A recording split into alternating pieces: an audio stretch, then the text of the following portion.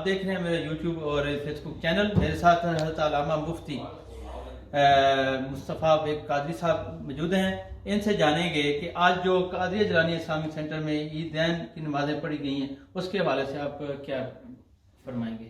جی، یہاں پر ماشاءاللہ 4 عید نمازیں پڑھائی گئی ہیں اور تقریباً ساری ہی جو ہماری جماعتیں تھیں وہ تقریباً فل تھی. جہاں تک میں دیکھ رہا تھا تو جو عوام ہے وہ بڑی تعداد میں آج آئی ہے یہاں پر عید کی خوشیاں منانے کے لیے.